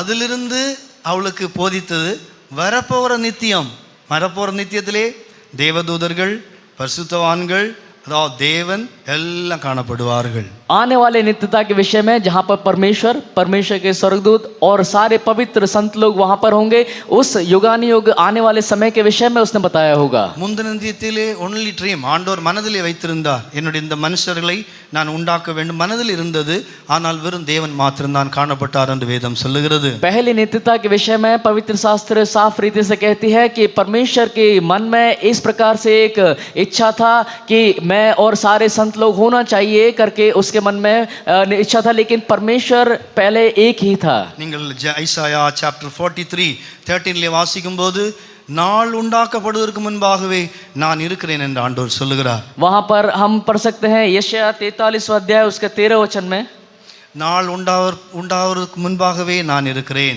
मैं ही परमेश्वर हूँ और भविष्य में भी मैं ही हूँ, और जब मैं काम करना चाहूँ तब நாள் உண்டாவதற்கு முன்பாகவே நான் இருக்கிறேன்। और जब पहले कोई परमेश्वर ना हुआ सबसे पहले मैं ही था। அதாவது நீங்கள் நீதிமொழிகளில் படிக்கும்போது முன்னத்திலே அதாவது மலைகள் உண்டாக்கப்படுவதற்கு முன்பாக குன்றுகள் உண்டாக்கப்படுவதற்கு முன்பாக அனாதியாக நான் அபிஷேகம் பண்ணப்பட்டேன் என்று எழுதப்பட்டிருக்கிறது। पहाड़ और पहाड़ियां बनाए जाने से पहले, नदी और तालाब बनाए जाने से पहले मेरे को अभिषेक किया गया करके नीति वचन में हम पढ़ सकते हैं। அப்படி என்றால் முந்தின நித்தியத்திலிருந்து வரப்போகிற நித்தியம் வரை உள்ள எல்லா காரியங்களையும் கண்டிப்பாக அவர்களுக்கு சொல்லி இருந்திருப்பார்கள்। पहली नित्यता से लेके आने वाली नित्यता के विषय में हर एक बातों को प्रभु यीशु मसीह ने उससे बताया होगा। தூதர்கள் இப்படி தூதர்கள் உண்டாக்கப்பட்டார்கள், நான்கு கூட்டம் தூதர்கள் உண்டாக்கப்பட்டார்கள், அதில் இப்படிப்பட்ட தூதர்கள் விழுந்து போனார்கள், ஆனபடினால் தான் பூமி இப்படிப்பட்ட நிலவரத்தில் இருக்கிறது என்று படிப்படியாக சத்தியங்களை தேவன் சொல்லக்கூட காணப்பட்டிருப்பார்। 4 झुंड स्वर्गदूतों को बनाया गया, उनमें से एक झुंड स्वर्गदूत गिर गया, उस गिरने के कारण अभी पृथ्वी इस हालत में है करके हर एक प्रकार की सच्चाई के विषय में थोड़ा थोड़ा मरियम को प्रभु यीशु ने बताया होगा। ஆனபடினால் தான் நான் வந்தேன், நான் மனுஷ ரூபமாக இதனால் தான் வந்தேன், மனுஷன் அவ்வளவு மகிமை உள்ளவனாக இருந்தான், இந்த தேவதூதர்கள் நிமித்தம் மனுஷனுடைய கீழ்ப்படியாமை நிமித்தம் இந்த தூதர்கள் செய்த வேலையின் நிமித்தம் தான் இப்படிப்பட்ட ஒரு ஒழுங்கின்மையான அனுபவம் இருக்கிறது। ஆனபடினால் தான் இப்போது மரியாளே நான் உனக்கு முன்பாக இருக்கிறேன், உனக்கு நான் இப்போது இருக்கிறேன் என்று ஒருவேளை சொல்லியிருப்பார்। उस प्रभु यीशु मसीह ने कहा होगा कि इन दूतों के वजह से इस प्रकार यह हालत हो गया। मनुष्य बहुत ही महिमामय था, लेकिन उसकी अनाज्ञाकारी और बात न मानने की वजह से स्वर्गदूतों के जो गिर गए, उन स्वर्गदूतों की वजह से मनुष्य संसार इस हालत में है, इसलिए मैं अब आपके सामने हूँ करके प्रभु यीशु मसीह मरियम को बोलते हैं। இப்படி நித்தியம் அதாவது எல்லா காலங்களை குறித்தும் தெளிவாக கண்டிப்பாக இவ்வளவு தூரம் போதித்திருப்பார் என்றால் அது அவ்வளவு தூரம் அவர்கள் அதாவது இன்ட்ரெஸ்டாக கேட்டிருப்பார்கள் என்றால் அநேக சத்தியங்களை கண்டிப்பாக தேவன் சொல்லக்கூடிய காணப்பட்டிருப்பார். इतना इच्छा और पूरे मन से और गौर से यदि वो उस बातों को सुन रही थी तो प्रभु यीशु मसीह ने इन सारी सच्चाई के विषय में थोड़ा थोड़ा करके प्रभु यीशु मसीह ने मरियम को उस दिन बताया होगा. அவருடைய பாதம்தான் தேவனுடைய காரியங்களை விளங்கி கொள்ளக்கூடிய தேவ ரகசியங்களை அறியக்கூடிய ஒரு அழகான இடமாய் காணப்படுகிறது. परमेश्वर के रहस्यों को उसकी सलाह को जानने के लिए सबसे उत्तम जगह उसके पांव है. ஆனபடியினால் அவருடைய பாதம் தேவ சமூகத்தை நம்முடைய ஜீவிதத்திலே நாம் பற்றிக்கொள்வோமாக. परमेश्वर के पांव परमेश्वर के सम्मुख उस पे हम अधिकतर और स्थिर रहना चाहिए. மூன்றாவது நம்முடைய ஜீவிதத்திலே தேவனோடு தனிப்பட்ட விதத்திலே நமக்கு ஒரு உறவு தொடர்பு காணப்பட வேண்டும். कहीं हमें अपने जीवन में सबसे अधिक व्यक्तिगत रूप से एक संबंध होना चाहिए. நீங்கள் வேதத்திலே இதற்கு अनेक உதாரணங்கள் சொல்லப்பட்டிருக்கிறது. पवित्र शास्त्र में इसके विषय में कई सारे उदाहरण दिए गए हैं. பாருங்க, அதாவது நீங்கள் ஜான் சாப்டர் 3 வாசிக்கும்போது அங்கே ஒரு மனுஷன் போதனை அடைகிறான் என்றால் அவன் அதாவது ராக்காலங்களில் அங்கே நிக்கதோமோ ராக்காலங்களில் அவன் அதிகாரி தான். அவன் ஒரு பரிசேயனாக இருந்தான், ஒரு அதிகாரியாக இருந்தான், அவன் இஸ்ரவேலுக்கு போதனை செய்யக்கூடியவனாக இருந்தான். ஆனாலும் அவனுக்கு இயேசுவிலிருந்து போதிக்கப்பட வேண்டும் என்கிற விருப்பம் காணப்பட்டிருந்தது. वहां पर हम देख सकते हैं निकोदेमुस जो कि उपदेशक था और बहुत बड़ा वहां फरीसियों में था और वो यहूदियों का सरदार भी था, लेकिन प्रभु यीशु मसीह जो गुरु हैं उनके द्वारा उसको सलाह पाना है करके उसके अंदर बहुत ही बड़ी एक इच्छा दिखाई दी. தனிப்பட்ட விதத்திலே ராக்காலங்களிலே இயேசுவை அவன் சந்தித்தான் என்று வேதம் சொல்லுகிறது. वहां पर प्रभु यीशु मसीह को उसने शाम के समय मुलाकात किया कर हम पढ़ सकते हैं. ராக்காலன்னு சொல்ல நைட்டு रात में उसको मुलाकात किया करके हम पढ़ सकते हैं. யாரும் தெரியாது, ஏன்னா அவன் பெரிய ஆள், சாதாரணப்பட்டவன் கிடையாது. क्योंकि वो छोटा मोटा व्यक्ति नहीं था, वो बहुत ही बड़ा व्यक्ति था, इसलिए प्रभु यीशु मसीह मुलाकात करने के लिए वो रात में आया. அதாவது மறைமுகமாக தனிப்பட்ட விதத்திலே தேவனோடு கூட ஒரு ஐக்கியம் வைக்க காணப்படுகிறான். एक व्यक्तिगत रूप से एक अलग तरीके से उसने प्रभु यीशु मसीह से मुलाकात किया. ஆனால் அவன் போதகன் தான். ஆனாலும் அந்த இடத்திலே அவனுடைய தாழ்மை தேவனை ரஃபி என்று தான் கூப்பிட்டான் என்று வேதம் சொல்லுகிறது. वो एक बहुत बड़ा उपदेशक है वो, लेकिन उसके बावजूद वो प्रभु यीशु मसीह को गुरु या रब्बी करके पुकारता है. ரஃபி என்றால் பாஸ்டர், போதகர் என்று அர்த்தம். रब्बी बोलने का अर्थ है जो समझाने वाला, उपदेशक, बताने वाला है. தேவனிடத்திலிருந்து அவன் போதிக்கப்பட வேண்டும் என்றால் தேவனோடு தனியாக உறவாடக்கூடிய காணப்பட வேண்டும். यदि परमेश्वर की ओर से उसको सलाह पाना है तो परमेश्वर के साथ एकता में उसे दिखाई देना है. பிரியமானவர்களே, இந்த நாட்களில் தேவனோடு தனிப்பட்ட விதத்திலே நம்முடைய தேவனோடு கூட எவ்வளவு நாம் உறவை கூட காணப்படுகிறோம். प्यारे लोगों, इन दिनों में परमेश्वर के साथ हम कितना अधिक एक निकट संबंध में हैं. எவ்வளவு தூரம் தேவனோடு தனிப்பட்ட விதத்திலே நாம் தொடர்பு வைக்கிறோமோ, தனிப்பட்ட விதத்திலே தரிசனம் உள்ளவர்களாக தேவனோடு இருக்கிறோமோ, அவ்வளவு தூரம் தேவன் தம்முடைய சத்தியத்தை தம்முடைய ஆவியின் மூலமாய் தரக்கூடிய காணப்படுவார். क्या हम इन दिनों में व्यक्तिगत रूप से परमेश्वर के साथ एक होकर रहे हैं?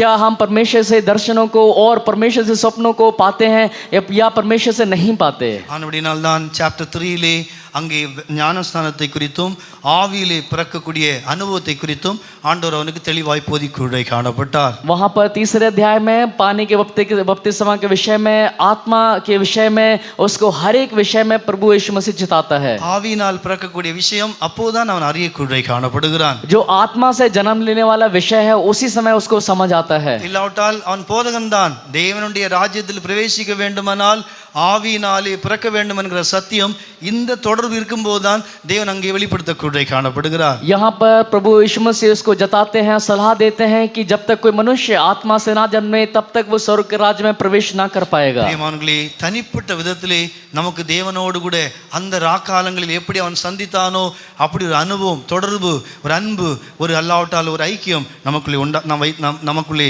உண்டாக்கி கொள்வோமாக. प्यारे लोगों, जिस प्रकार उसने प्रभु यीशु मसीह से रात के समय में मुलाकात किया, वैसे ही हमारे अंदर भी एक व्यक्तिगत रूप से प्रभु यीशु मसीह से मुलाकात करने का, परमेश्वर से मुलाकात करने का रात के समय में एक निकट संबंध होना आवश्यक है. இதான் சாலமோனுடைய ஜீவிதத்தில் இருந்த பெரிய விலையேறப்பட்ட காரியங்களிலே இது ஒன்றாய் காணப்பட்டிருந்தது. सुलेमान के जीवन में पाई जाने वाला सबसे अधिक बहुमूल्य बात यही है. அவன் தேவனுடைய ஆலயத்திற்கு தனிப்பட்ட ஒரு பெரிய வழி அவனுடைய ஜீவிதத்திலே காணப்பட்டிருந்தது. परमेश्वर के मंदिर बनाए जाने के लिए एक अलग तरीके से उसके अंदर एक इच्छा पाया गया. இச்சா இல்ல, வே, அதாவது தேவனுடைய ஆலயத்திற்கு போகும்படியாக அவனுடைய நடைபெண சேவா ராஜஸ்திரி வந்து அவனுடைய அதாவது போஜன பதார்த்தங்கள், அவனுடைய வஸ்திரங்கள், அவனுடைய வேலைக்காரருடைய வரிசைகள் இல்லாவிட்டால் எல்லாவற்றையும் அதாவது ராஜா தேவனுடைய ஆலயத்திற்குள் பிரவேசிக்கக்கூடிய நடை மண்டபம் இதை கண்டபோது ஆச்சரியத்தால் பிரமை கொண்டாள் என்று வேதம் சொல்லுகிறது. जो राजा प्रवेश करना है उसके रास्ते में किस प्रकार मंदिर तक जाना है, उन सारे जो दास दासियां हैं उनके वस्त्र किस प्रकार पहनना है, किस तरीके से सलावट है, हर विषय के बारे में एक अलग उसके अंदर एक रास्ता था. उन विषयों को देखकर रानी वो बहुत ज्यादा आश्चर्यचकित हो गई. ஒரு காரியத்தில் மிகவும் ஆச்சரியப்படுகிறாள். एक बात में बहुत ही ज्यादा आश्चर्यचकित हो गई. ராஜா தேவனுடைய ஆலயத்திற்கு பிரவேசிக்கும் நடை மண்டபம் அதில் யாரும் பிரவேசிக்க முடியாது. और जो राजा परमेश्वर के मंदिर में प्रवेश करने वाला रास्ते के बीच में कोई भी नहीं आना चाहिए. कोई आना नहीं चाहिए, नहीं आएगा. कोई भी नहीं आ पाएगा. படிங்களேன் ஃபர்ஸ்ட் கிங் சாப்டர் 10 4-5 வாசிக்கும் போது அப்படி என்றால் தனிப்பட்ட விதத்திலே ஒரு தொடர்பு. ரெண்டு வழி இருக்கிறது. ஆலயத்திற்கு போகும்படியாக இன்னொரு வழி, பொது வழி இருக்கிறது. இன்னொரு வழி ராஜா பிரவேசிக்கக்கூடிய தடையில்லாத வழி என்பது அங்கு சொல்லப்பட்டிருக்கிறது. पहला राजा 10वां अध्याय उसके 4थे और 5वें वचन हम देख सकते हैं. वहां पर जिस प्रकार पढ़ाया गया है, बताया गया है कि जिससे वह यहोवा के भवन को जाया करता था, वो भवन को जाने के रास्ते में इधर उधर आने के लिए, अड़चन के लिए कोई भी जगह नहीं थी. அப்படி என்றால் தேவனுடைய ஆலயத்திற்குள்ளே பிரவேசிக்கும்படியான நடை மண்டபம், ராஜா பிரவேசிக்கும்படியான தனி நடை மண்டபம் சொல்லப்பட்டிருக்கிறது. परमेश्वर जो के भवन में प्रवेश करने के लिए राजा का जो रास्ता है करके बताया गया. அப்படி என்றால் நாம் இப்போது ஆண்டவருடைய சமூகத்தில் வந்து எல்லாரும் ஒன்று கூடுகிறோம்.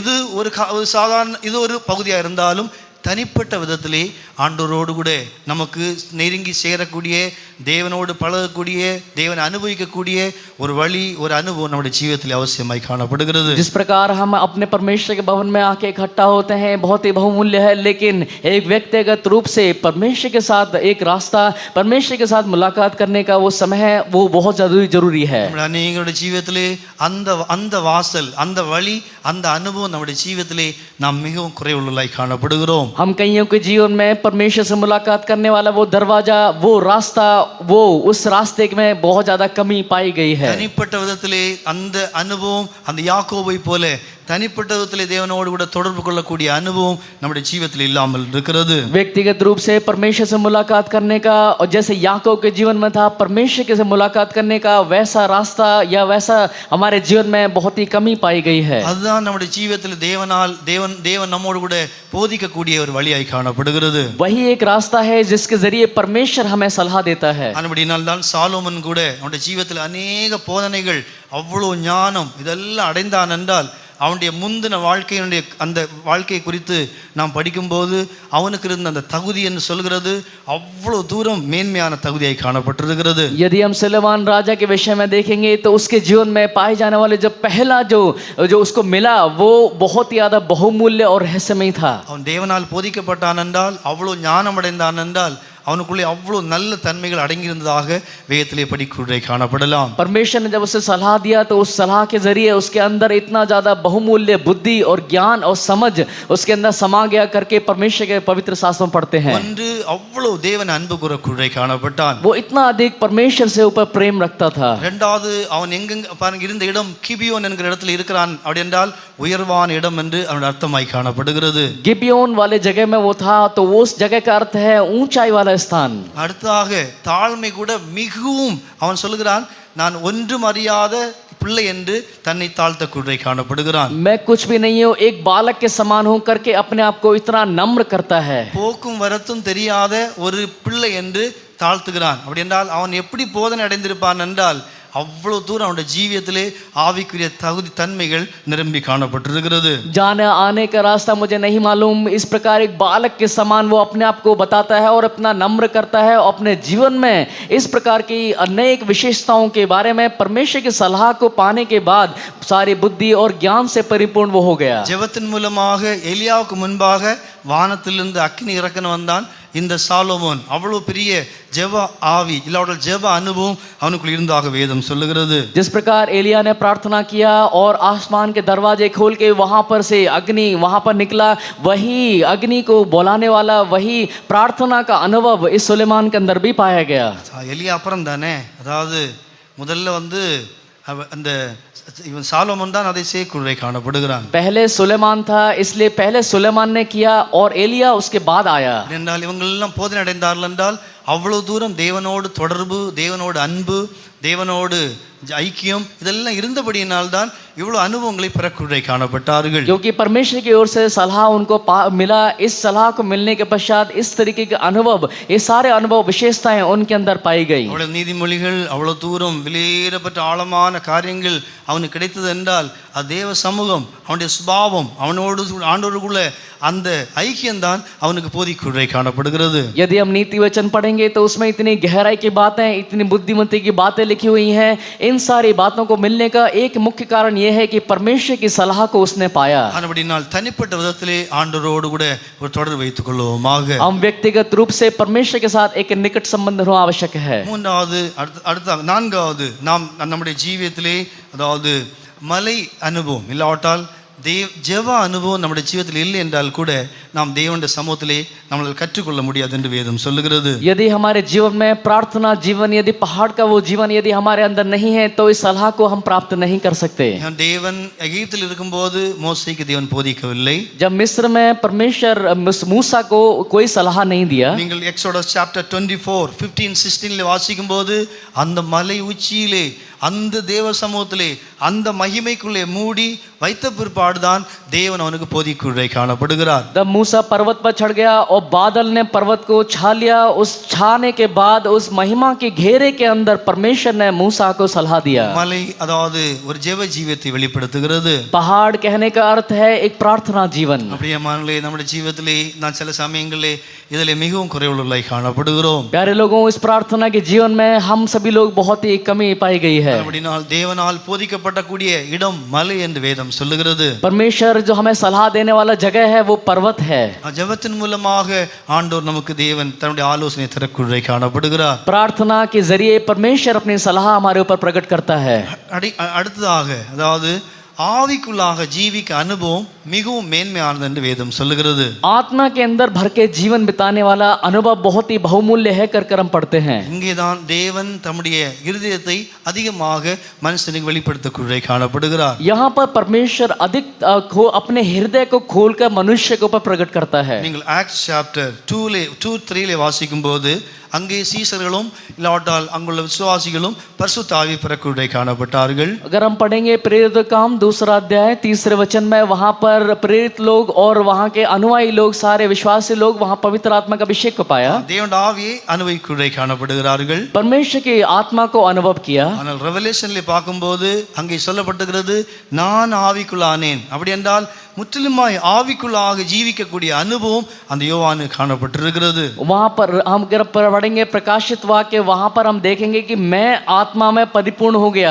तो यूहन्ना के अंदर वो आत्मा में होना, वो अनुभव उसके अंदर पाया गया. நீங்கள் ரெவலேஷன் சாப்டர் 1:10 வாசிக்கும் போது நான் கர்த்தருடைய நாளிலே ஆவிக்குள்ளானேன். அப்போது தேவனுடைய சபையின் ரகசியத்தை 7 சபையுடைய ரகசியத்தை ஆண்டவர் சொல்லக்குள்ளே காணப்பட்டார். यदि हम प्रकाशित वाक्य 1 अध्याय उसके 10 वचन में पढ़ेंगे, मैं प्रभु के दिन आत्मा में आ गया और अपने पीछे तुरही के सब बड़ा शब्द ये कहते सुना, और जो उसने देखा वो 7 कलीसियाओं के विषय में उसको बताया गया. கிறிஸ்துவின் பூரணத்தை காட்டக்குள்ளே காணப்படுகிறார். मसीह की पूर्णता को उसको दिखाया. கிறிஸ்துவின் தன்மை அங்கேதான் தேவன் போதிக்குள்ளே காணப்பட்டார். मसीह का जो विशेषता है उसके विषय में परमेश्वर उसको जताता ஒரு है. மனுஷன் ஆவிக்குள்ளாக்கப்படும் போது முதலாவது அவனுக்கு கிடைக்கக்கூடிய வெளிப்படுத்தல் தேவனுடைய அந்த அதாவது சுபாவம் இல்லாவிட்டால் சாயல், அந்த தன்மை தேவன் அவனுக்கு விளங்கும்படியாக உதவி செய்யக்கூடிய காணப்படுகிறார். जब एक मनुष्य आत्मा में हो जाता है, उस आत्मा में भरने के पश्चात परमेश्वर का अपना ஆத்மாவில் ஜீவிக்கிற அனுபவம், ஆண்டவரோடு ஆவியோடு சேர்ந்து ஜீவிக்கிற அனுபவம்,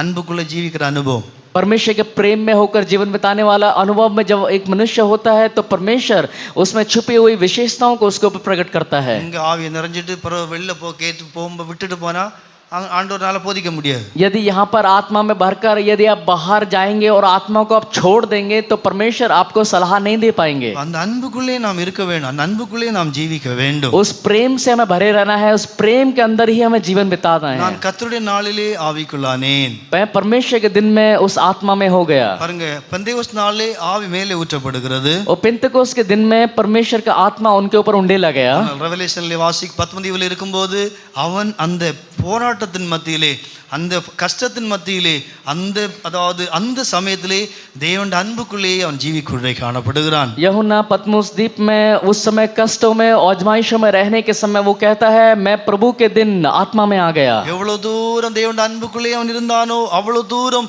தேவனுடைய அனந்த ஞானம், வரப்போகிற காரியங்களை குறித்து தேவன் அறிவை கொடுக்குள்ளே காணப்பட்டிருக்கிறார். कितना अधिक वो परमेश्वर के प्रेम में परिपूर्ण रहा, उतना अधिक परमेश्वर ने आने वाले समय के रहस्यों के विषय में उसके ऊपर प्रकट करके दिया. பிரியமானவர்களே, அவன் முதலாவது கண்டது குத்துவிளக்கின் மத்தியிலே உலாவிக் கொண்டிருக்கிற கிறிஸ்துவை காணப்பட்டான். सबसे पहले उसने जो देखा, दीवटों के मध्य में जो प्रभु यीशु मसीह को उसने वहां देखा. பிரியமானவர்களே, ஒரு காரியம் விளங்கிக் கொள்ள வேண்டும். இதுதான் குத்துவிளக்கு, சபைதான் குத்துவிளக்கு. ஆனால் மத்தியிலே ஒருவர் எப்போது உலாவுவார் என்பதை நாம் அறிந்து கொள்வோமாக. अगर हम जान लेंगे, प्रभु यीशु मसीह जो दीवटों के बीच में मनुष्य के पुत्र सदृश रूह को रहता है. दीवट कहने का अर्थ है कलीसिया. அப்படி என்றால் அவனுடைய குத்துவிளக்கின் மத்தியிலே அவர் உலாவிக் கொண்டிருக்கிறார். சபையை போஷிக்கும்படியாக, சபையை பாதுகாக்கும்படியாக, சபையை நடத்தும்படியாக, சபையை எல்லா அந்த காலத்தின் வல்லமைக்கு பாதுகாக்கும்படியாக அவர் நடுவிலே உலாவுக்குள்ளே காணப்படுகிறார். और उन दीवटों के बीच में मनुष्य का पुत्र यानी प्रभु यीशु मसीह लगातार हमारे साथ साथ बना रहता है. सारे अंधकार की शक्तियों, सामर्थ्यों से छुटकारा देने के लिए, हर एक प्रकार की बाधाओं को दूर करने के लिए प्रभु यीशु मसीह हमारे साथ लगातार बना हुआ है. ஞானத்தினுடைய பூரணன். அப்படி என்றால் அந்த தரிசனத்திலே தேவனுடைய கிறிஸ்துவின் ஞானத்தினுடைய பூரணன் என்று அங்கே காணப்பட்டான். उस दर्शन के द्वारा उसने मसीह के ज्ञान की पूर्णता को समझा. அதாவது அவருடைய தலை அவ்வளவு தூரம் வெண்பஞ்சாய் காணப்படுகிறது. उसका सिर इतना अधिक वो वहां पर हम देखते हैं बहुत ही ज्यादा उज्जवल था. வெண்பஞ்சை போல நீ அதாவது श्वेत ऊन के पाले के समान वहां दिखाई दिया. அப்படி என்றால் அது பரிசுத்தத்திலும் ஞானத்திலும் பூர்ணனாய் காணப்படுகிறார். वो पवित्रता और उसके ज्ञान में परिपूर्ण था. நான் நினைக்கிறேன் அவர் ஒவ்வொன்றையும் பார்த்தபோது கிறிஸ்துவோட தன்மை அவர் விளங்கி கொண்ட சமயத்திலே மிகவும் ஆச்சரியப்பட்ட பகுதி என்னவென்றால், அங்கே சொல்லப்பட்டிருக்கிறது, அவர் மார்பருகே போர்க்கச்சை கட்டினவராக அங்கே ஒரு தன்மை சொல்லப்பட்டிருக்கிறது. वहां पर उसके बीच में एक सबसे जो उसने अदृश्य खास बात यह देखी कि उसके மார்பருகே பொற்கச்சை, छाती पे सोने का पटका बांधा हुआ देखा. நான் நினைக்கிறேன் அதை பார்த்தபோது ரொம்ப ஆறுதல் பட்டிருப்பார். सचमुच जब यूहन्ना ने प्रभु यीशु मसीह को इस प्रकार देखा होगा तो बहुत ही ज्यादा शांति पाया होगा. கிறிஸ்துவின் பூரணத்தை பார்க்கிறார், தேவனுடைய ஞானம் பார்க்கிறார், தேவனுடைய வல்லமையை பார்க்கிறார். எல்லாம் பார்த்தாலும் இது மிகவும் ஆச்சரியமாய் காணப்பட்டிருக்கும். मसीह की पूर्णता को देख रहा है, परमेश्वर की परिपूर्णता को देख रहा है, लेकिन उन सभी से बढ़कर ये जो सोने का पटका उसके छाती में था उसको देखकर बहुत ही खुश हुआ. பிரியமானவர்களே, அப்படி என்றால் எவ்வளவு வல்லமை உள்ளதா இருந்தாலும் ஒரு தாயை போல உள்ள தெய்வம் என்று அந்த இடத்திலே சொல்லக்கூடிய காணப்படுகிறார். कितना अधिक सामर्थ्य से परिपूर्ण होने के बावजूद एक ममता, एक माँ के समान वो दिखाई दिया. மார்பருகே பொற்கச்சை கட்டினவராக தாயின் சுபாவம் நம்முடைய தேவன் ஒரு எல்சடா என்பதை விளங்கிக் கொள்ள வேண்டும். एक माँ के स्वभाव वाला एक एलशदाई होकर हमारा परमेश्वर है. தாய் நம்மளை தேற்றுகிறது போல, அப்படி என்றால் சபையை தேவன் எப்படி தேற்றுகிறார் என்றால், ஜனங்களை எப்படி தேற்றுகிறார் என்றால், தாய் தன் பிள்ளையை தேற்றுகிறது போல சபையை தேற்றக்கூடிய காணப்படுகிறார். परमेश्वर अपनी कलीसिया को किस प्रकार चलाता है, जिस प्रकार एक माता अपने बच्चे को चलाती है वैसे ही. ஏனென்றால் நம்முடைய நிலவரத்துக்கு ஏற்றவாறு நம்முடைய நிலவரத்தை அறிந்து நம்மளை தாங்கி, நம்மளை ஏந்தி, நம்மளை சுமந்து, நம்மளை தோளிலே சுமந்து, நம்மளை தூக்க வேண்டிய நேரத்திலே தூக்கி நமக்கு சுமக்கிறார் என்றால் அந்த மார்பருகே பொற்கச்சை கட்டின அந்த தாயின் சுபாவம் என்பதை விளங்கிக் கொள்ள வேண்டும். और इस प्रकार हमें जब परेशानियों में, कष्टों में, बोझों हमें उठाकर अपने कंधों में लेके चलता है, वो माता का स्वभाव कि हर जगह हर परेशानियों में अपने बेटे को जिस प्रकार चलाते हैं वही विशेषता प्रभु में पाई गई. எப்போது கிடைக்கிறது என்றால் அவர் அந்த அன்புக்குள்ளே, அந்த ஆவிக்குள்ளே ஜீவிக்கும் போது அவருடைய சாயலை ஒன்றொன்றாக அவர் அங்கே வெளிப்படுத்தக்கூடிய காணப்படுகிறார். जब वो आत्मा में आ गया, आत्मा में जीवन व्यतीत करने की वजह से एक एक अपनी विशेषताओं को प्रभु ने उसके ऊपर उजागर किया. பாருங்க, நல்ல தாய் என்றால் தான் அங்கே உடனடியாகவே கீழே விழுந்த உடனே அவள் கையை தொட்டு, பயப்படாதே, நான் தான் அல்பா ஒமேகாவும் ஆதி அந்தமான தேவன், நான் சர்வ வல்லமை உள்ளவர் தான், ஆனால் தாய் என்று அந்த இடத்துல ஆண்டவர் சொல்லுகிறார். अच्छी माता कहने पर जब बच्चा गिर जाता था उसको उठा के तो घबरा मत, वैसे ही हमारा परमेश्वर अल्फा ओमेगा और शुरू और अंत सब कुछ महान परमेश्वर ही है. பிரியமானவர்களே, அப்படி என்றால் நம்முடைய ஜீவியத்திலே எவ்வளவு தூரம் அவரோடு கூட நெருங்குகிறோமோ அவ்வளவு தூரம் அவருடைய இருதயத்தை நமக்கு போதிக்க முடியும், இருதயத்தை உணர்த்த முடியும், நம்மளை இன்னும் உயிர்ப்பிக்க முடியும், நம்முடைய மனக்கண்களை பிரகாசிக்க முடியும். ஆனால் போதிக்கக்கூடிய இடம் அந்த ஆவி என்பதை அறிந்து கொள்வோமாக. जितना अधिक हम परमेश्वर की आत्मा में होते हैं उतना अधिक परमेश्वर अपनी सलाह हमको देता है, उसकी सलाह उसकी आत्मा के अंदर हमको मिलता है कर हमको जानना होगा. இதே ஆவிதான் அந்த ஏனோக்கு எலியாவையும் மேலே கொண்டு போகக்கூடிய காணப்பட்டது. यही आत्मा आनोक और एलिया को अपने साथ ऊंचाई में ऊपर ले गया.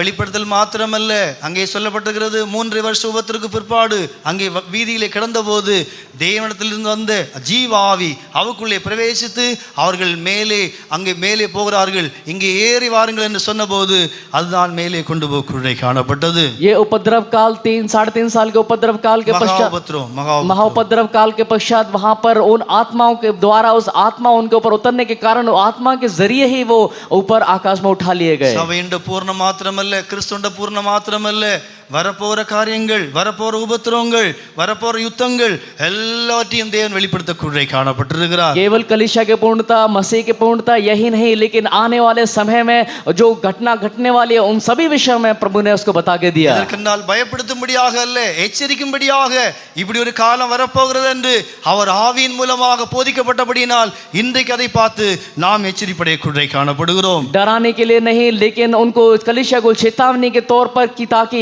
आज हम उस चेतावनी को पढ़कर अपने आप को सही करने के लिए, ட்ரிபிள் செக்ஸா இருந்தாலும் சரி, அதாவது அத கோகுமாக யுத்தமா இருந்தாலும் சரி, அதாவது 1000 வருஷ அரசாட்சிக்கு முன்பாக இருக்கிற அர்மகதோன் யுத்தமா இருந்தாலும் எல்லாவர் மூலம் தான் வெளிப்படுத்தப்பட்ட காரியமாய் காணப்படுகிறது. चाहे 666 अंक क्यों ना हो, चाहे गोग अमोग का युद्ध क्यों ना हो, चाहे 1000 साल के पहले में अरमगदोन का युद्ध क्यों ना हो, लेकिन हर समय में परमेश्वर की सलाह उनको चिताती है. அவர் கொடுத்த தேவன் நமக்கு ஆவியில் இருக்கும்போது நமக்கு தேவையான ஆலோசனை தரக்கூடிய காணப்படுவார். जब वो आत्मा में होने की वजह से परमेश्वर ने उस आत्मा के जरिए उसको जो सलाह दिया, वही सलाह यदि हम आत्मा में होंगे तो परमेश्वर हमारे ऊपर भी उंडेलेगा. फर्स्ट ஜான்ல வாசிக்கும்போது உங்களுடைய அபிஷேகம் உங்களை போதிக்கும் என்று வேதம் சொல்லுகிறது. पहले यूहन्ना में जिस प्रकार हम पढ़ते हैं उसका अभिषेक आपको बोधित करेगा, उसको सलाह देगा. फर्स्ट ஜான் chapter 2:27 நாம் அபிஷேகம் தேவன் நமக்கு தந்திருக்கிறார் என்றால் நம்மளை போதிக்கும்படியாக தம்முடைய ஆவியை தரக்கூடிய காணப்பட்டிருக்கிறார். यदि हम पहला यूहन्ना 2 अध्याय उसके 27 वचन पढ़ेंगे तो जैसा वह अभिषेक जो उसकी ओर से किया गया है वो तुम्हें सब बातें सिखाता है. அபிஷேகத்துக்குள்ளே நாம் ஜீவிப்போமாக. उस अभिषेक के द्वारा हम जीवन बिताएं. அவருடைய படகு,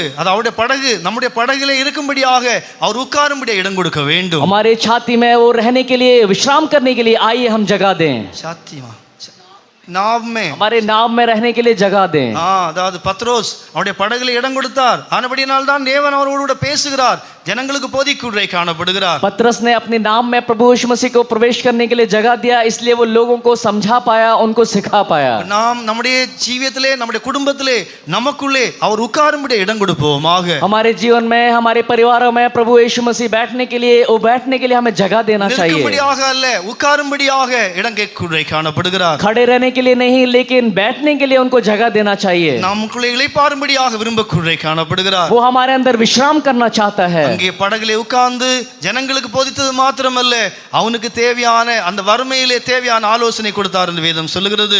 नाव में केवल बैठे ही नहीं, लेकिन उनको आने वाले समय के विषय में भी उनको सलाह दिया, उनको सिखाया. அதுபடியால் நமக்குள்ளே தங்க வேண்டுமானால், இருக்க வேண்டுமானால் நம்முடைய இருதயம் அன்பினால் நிரம்பி காணப்பட வேண்டும். यदि हमारे अंदर परमेश्वर रहना है, परमेश्वर हमारे अंदर विश्राम करना है, तो हमारा हृदय पूरा प्रेम से परिपूर्ण होना आवश्यक है. கடைசியாக பால் மறந்தவர்களாக வெறும் ரட்சிப்பின் அனுபவம் அல்ல, அதாவது பலமான ஆகாரத்தை புசித்து பலமுள்ளவர்களாக மாறுவோம், அங்கே தேவன் போதிக்குள்ளே காணப்படுவார். केवल उद्धार वाले अनुभव में नहीं, लेकिन बलवंत भोजन खा के एक बलवान होकर बदल जाने के लिए उस सलाह को हमें देता है. ரட்சிப்பு இல்லாவிட்டால் அந்த அனுபவத்திலே அல்ல, நாம் பூர்ணமாக்கப்படும்படியாக அந்த அனுபவத்திலே கடந்து செல்வோமாக. केवल उद्धार वाले अनुभव में नहीं, लेकिन बलवंत भोजन खा के उस सिद्धता के मार्ग में जाने के लिए वो सलाह देता है. பால் மறந்தவர்களுக்கு தேவன் போதிக்கிறார், தேவன் ஆலோசனை கொடுக்குள்ளே காணப்படுகிறார். जो अपने दूध छोड़े हुए हैं उनको परमेश्वर अपनी सलाह देता है. வெறும் அந்த மேன்மை, அந்த முதல் அனுபவத்தில் இருக்க வேண்டாம், அடுத்த அனுபவத்துக்கு கடந்து வருவோமாக. केवल उस पहले अनुभव में नहीं रहना है, अगले अनुभव की ओर हमें जाना है. பூர்ணத்தினராக கடந்து செல்வோமாக. पूर्णता की ओर हमें जाना है. தேவன் அங்கேதான் போதிப்பார். எப்போது பால் மறக்கிறோமோ, எப்போது முதல் அனுபவம் மறந்து அடுத்த அனுபவத்துக்கு வருகிறோமோ, தேவன் நமக்கு போதிக்கும்படியாக ஆயத்தமாய் காணப்படுகிறார். जब हम दूध छोड़ते हैं, पहले वाले अनुभव को छोड़ते हैं, तभी केवल हमें परमेश्वर आगे की बातों बातों को सिखाता है, हमें सलाह देता है। முதல் அனுபவத்தில் இருப்போம் என்றால் தேவன் நமக்கு அதாவது பாலை தான் கொடுக்க முடியும். यदि हम पहले अनुभव में होंगे तो केवल परमेश्वर हमें दूध ही दे पाएगा। ஹீப்ருவிலே சொல்லப்பட்டிருக்கிறது பலமான ஆகாரம் நமக்கு அதாவது நாம் புசிக்க வேண்டும் என்று பரிசுத்த பவுல் எபிரேயருக்கு சொல்லக்கூடிய காணப்படுகிறார். पवित्र पौलुस इब्रानियों में इब्रानी कलीसिया को बोलता है कि तुम लोग बलवंत भोजन खाकर बलवान हो जाओ। அதுதான் நம்முடைய ஜீவியத்திலே பகுத்தறியக்கூடிய தன்மை உண்டாக்கி தரக்கூடிய காணப்படுகிறது. वही हमारे जीवन में ग्रहण करने वाला वो अनुभव को हमारे अंदर बना के देता है। அனுபவத்திலிருந்து வெளியே வருவோமாக. उस अनुभव से आइए हम बाहर आ जाएं। நாம் காலம் முடிய போகிறது. நாம் பூர்ணத்துக்கு நேராக நாம் பூர்ணத்தை அடைய வேண்டிய 4 பூர்ணத்தை அடைய வேண்டிய நேரம் நமக்கு நெருங்கக்கூடிய காணப்படுகிறது. अंतिम समय हो आप पहुंचे हैं और इस समय समाप्त होने वाला है। उससे पहले जो 4 पूर्णता हमें बताई गई हैं, उस 4 पूर्णताओं में हमें हर एक प्रकार से पूर्ण होना आवश्यक है। அன்பிலே பூர்ணப்படு, அன்பிலே வளர்ந்து போவோமாக. पहले प्रेम में हम बढ़ना चाहिए, தேவ சித்தத்திலே வளர்ந்து போவோமாக. परमेश्वर की मर्जी करने में बढ़ना चाहिए, பரிசுத்த ஜீவியத்திலே வளர்ந்து போவோமாக. पवित्र जीवन बिताने में बढ़ना चाहिए, விசுவாசத்திலே வளர்ந்து போவோமாக. विश्वास जीवन में बढ़ना चाहिए। தேவன் நமக்கு போதிக்கும்படியா தேவன் ஆவலாய் காத்திருக்கிறார். परमेश्वर हमें सलाह देने के लिए, सिखाने के लिए बिल्कुल तैयार है। கடைசியாக தேவன் நம்மேல் கண் வைக்க வேண்டுமானால் நம்முடைய ஜீவியம் நீதிமானாய் காணப்பட வேண்டும். यदि परमेश्वर की नजर हमारे ऊपर होना है तो हम सबसे पहले धार्मिक हो जाना चाहिए।